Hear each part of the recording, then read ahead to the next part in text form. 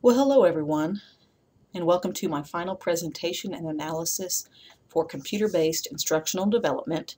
My name is Crystal Barber, and this is the spring 2013 semester. So the first thing I'd like to talk about is the organization and the rationale behind the organization on my website, Resources for the Foreign Language Classroom. The first thing I want to talk about in regard to the organization is the homepage. On the homepage, you'll notice that there's a brief introduction and a rationale behind using the website.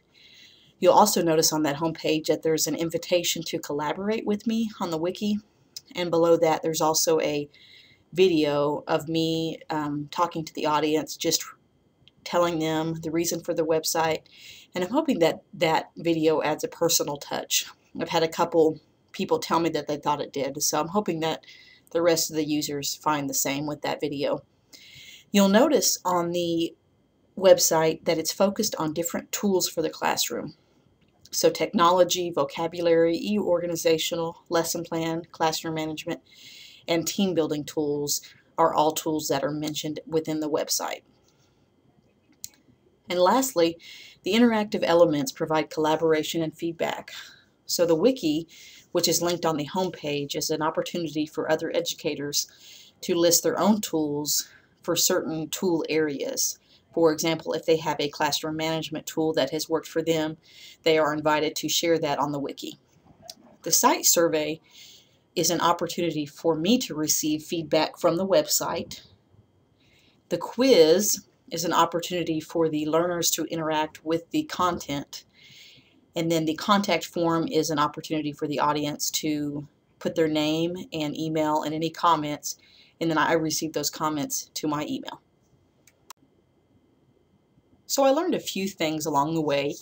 First one might seem a bit cliche or simplistic, but I found this to be true, that making a website is not as easy as it sounds. There's a lot of planning that goes into it. There's a lot of different aspects to consider.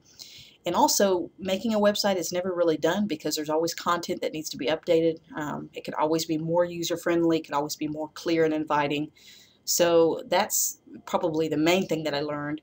Second to that is that what the audience sees and interprets may be different than your intent. And maybe I should change that word may to is often different.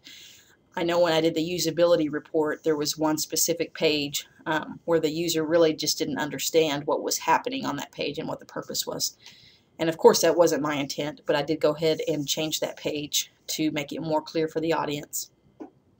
And lastly, the concept map was really helpful as I added new content, because as I made the pages and everything, I had definitely forgotten what I was going to add. So going back to those references that we did at the beginning was very helpful as I added things to the site. So I faced a few challenges. Maybe these challenges are similar to yours. I think the biggest challenge I had was motivation on my part. I'm not sure why I had this motivation issue, but I did, and so it was becoming more and more challenging to get the things done I needed to get done. Also, a challenge I faced was comparing my site to others. I was feeling a little inferior when I was seeing my classmates and what they were doing, and looking at mine and not feeling like it compared to theirs. However, I did kind of come to the conclusion that the process was the really important part of this. I think the product is important, but the process is very important as well.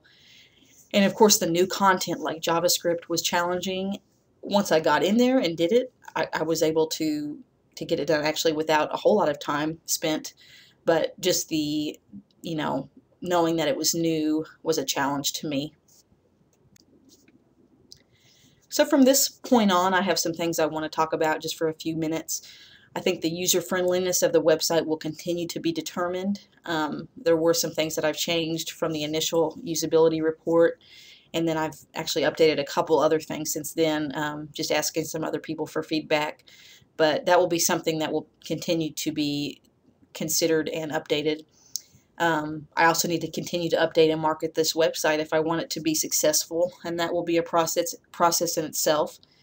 And then lastly, I would like to use this as a resource for teacher candidates in my future college teaching position once I obtain that. I think it'll be a really good resource for other teachers, especially foreign language, but I think that the content is generic enough that it hopefully could apply to all content area teachers.